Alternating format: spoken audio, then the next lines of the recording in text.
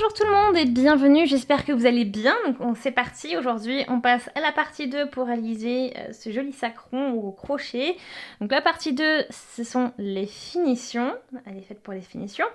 On a fait la coque dans la partie 1, donc toute la partie crochet. Et donc cette partie 2, finition, c'est-à-dire la couture de la fermeture éclair. Et on va accrocher les hanches. Voilà, donc c'est le focus de cette vidéo. Si vous n'avez pas vu la partie 1, je vous invite à aller la voir d'abord, avant de faire les finitions. Hein. Et vous avez le lien qui va s'afficher en haut à droite. Donc c'est parti, on va finir ce sac ensemble maintenant. Ce qu'on va aborder dans cette deuxième partie, comme je vous l'ai déjà annoncé précédemment, c'est la couture de la fermeture éclair et la mise en place de la hanche.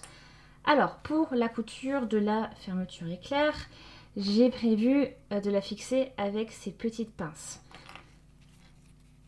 Alors, une chose pour laquelle il faut déjà faire attention, c'est que vous avez un sac avec un endroit, on va dire, et un envers. Parce que voilà, l'idée, c'est de montrer cette partie-là et de ne pas de la cacher. Et aussi, suivant comment vous portez votre sac. Donc, pour moi, les bandoulières, en général, pendent vers ma droite. Je le porte comme ça. Et puis ensuite, ça veut dire que la fermeture éclair, il faut qu'elle soit aussi de la même... voilà, qu'elle s'ouvre de cette manière-là, de ce sens-là. Ça veut dire que ma fermeture éclair doit être placée comme ceci. Avec donc l'ouverture, enfin le bout de la fermeture éclair qui est ici, que je puisse ouvrir donc de ma main gauche vers la droite en fait. Donc ça c'est important de voir pour vous quel doit être le sens de la fermeture éclair. Donc c'est une étape à ne pas négliger. Une fois que vous l'avez, on va commencer à fixer cette fermeture éclair avec les pinces à linge. Pour commencer, avant de la coudre, comme ça ce sera plus simple aussi. Elle sera positionnée et elle ne bougera plus. Alors, on fixe du coup cette fermeture éclair avec les pinces à linge et ensuite on pourra passer à la couture.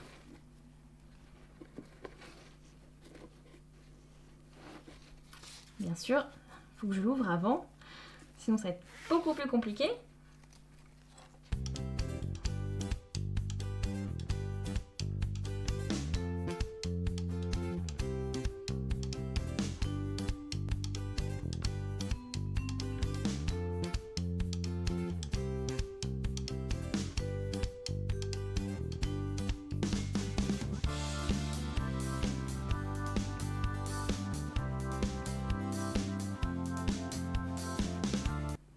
Tout est en place, j'ai un petit peu... J'ai enlevé les premières pour pouvoir commencer à travailler et j'ai un tout petit peu aussi... voilà, tout petit peu bougé de la fermeture éclair, donc elle n'est pas complètement vers le bout, comme ceci, il y a à peu près 1 cm que j'ai fermé. Donc c'est aussi pour mieux coudre le bout. Alors, donc pour commencer tout ça, on va positionner vraiment la fermeture au bout, comme ceci. On essaie de ne pas bloquer le fermoir ici. Et ensuite, une fois qu'on est bien calé, on commence à faire des allers-retours. C'est-à-dire qu'on est là, on va prendre notre aiguille et le bout ici, et on va commencer à piquer en biais.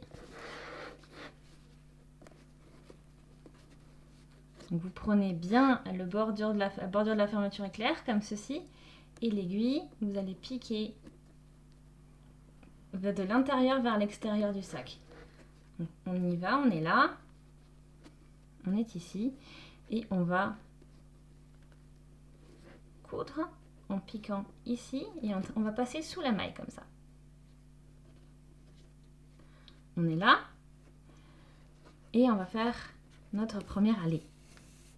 On tire le fil.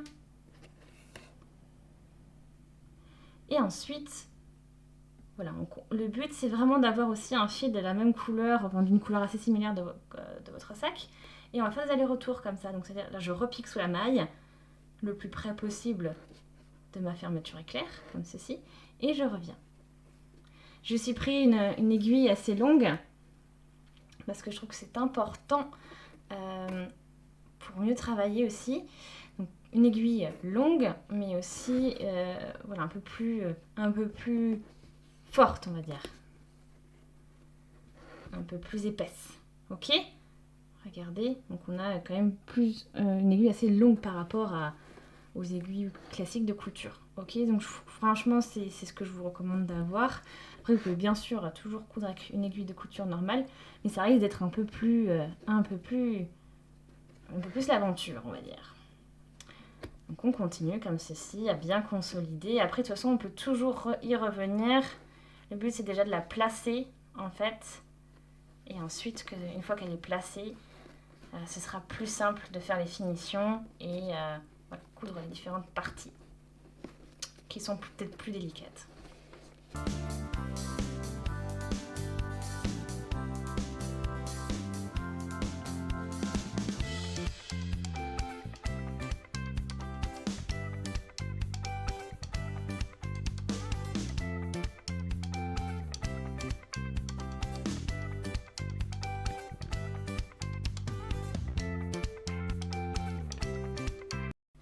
Donc vous voyez, maintenant là je fais bien mes allers-retours. On pique comme ceci du bas vers le haut. On est bien sous une maille, hein. Je ne pique pas directement dans la maille. Et après donc on fait nos allers-retours.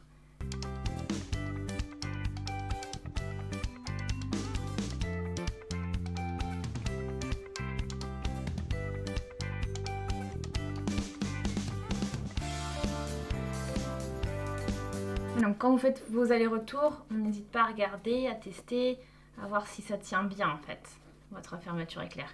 Après n'hésitez pas à repasser et à refaire un tour après aussi pour vraiment consolider votre couture et aussi votre fermeture éclair. Pour qu'elle soit bien cousue et que vous n'ayez pas de...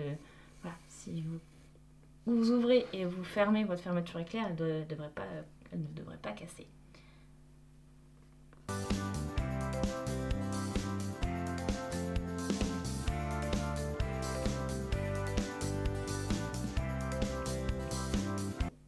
Ok, donc je vous laisse continuer de cette manière et je vous retrouve à l'autre bout pour pouvoir coudre la fin de la fermeture éclair. La moitié de la fermeture éclair a été cousue, donc elle est ici. Vous la voyez là. Le reste est encore à coudre. Je m'arrête ici également parce que vous arrivez au bout de votre fermeture éclair, donc c'est une partie importante parce que il faut la bloquer également à ce niveau-là. Vous allez devoir la bloquer. Donc, je vais récupérer le bas que j'ai sorti ce bout de fermeture éclair parce qu'il m'embêtait lors de la couture du reste. Donc je la remets en place.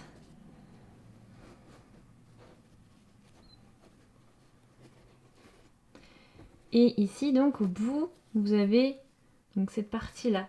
Bon, il y a déjà un endroit qui bloque, mais il faudra faire plusieurs allers-retours ici pour consolider et confirmer ce blocage, on va dire. Donc on va refixer donc notre fermeture éclair de manière à ce que ce soit bien positionné par rapport au début.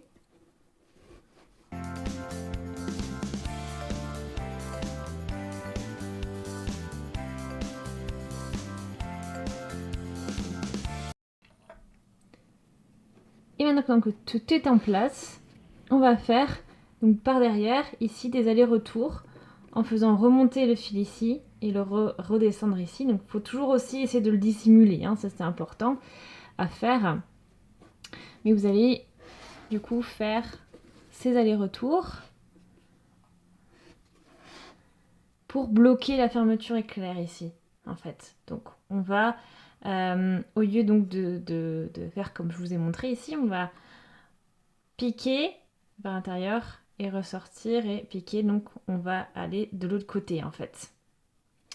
Donc on va se déplacer comme ça. Donc je vais coudre comme ceci et ensuite vous avez exactement la même chose à faire en revenant et en bloquant aussi le bout de la fermeture éclair ici.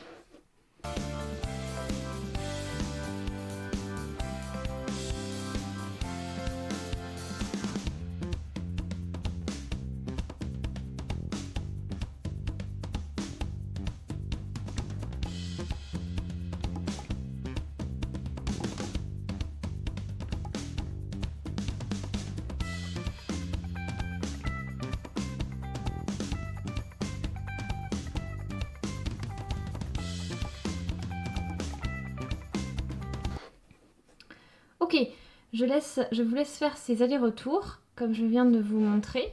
Donc on pique bien dans les mailles ici, et on cache, et après on cache le fil au mieux sous les mailles pour appliquer dans l'autre côté, et ensuite on passe par en dessous. Donc une fois que ça c'est bien consolidé, que le bout de votre fermeture éclair est bien consolidé, vous continuez comme on l'a fait ici, sur le bas cette fois-ci pour coudre la fermeture en clair en bas, et vous refaites ces allers-retours ici, donc au bout de la fermeture éclair. Ok, donc je vous laisse finaliser la couture de votre fermeture éclair comme ceci. Ça y est, la fermeture éclair est maintenant cousue. Elle est quasiment invisible. Vous l'avez là. Voici ce que ça donne à l'intérieur de votre sac. Maintenant, on n'a plus qu'à ajouter les anses. Donc, je les ai préparées avec moi. Elles sont juste ici. On n'a plus qu'à fixer. Et votre sac sera terminé. Donc, je vais fixer mes anses au niveau de la première maille ici. De ce côté, au niveau de la finition. Donc, cette première maille. Et puis, au niveau de la première maille ici.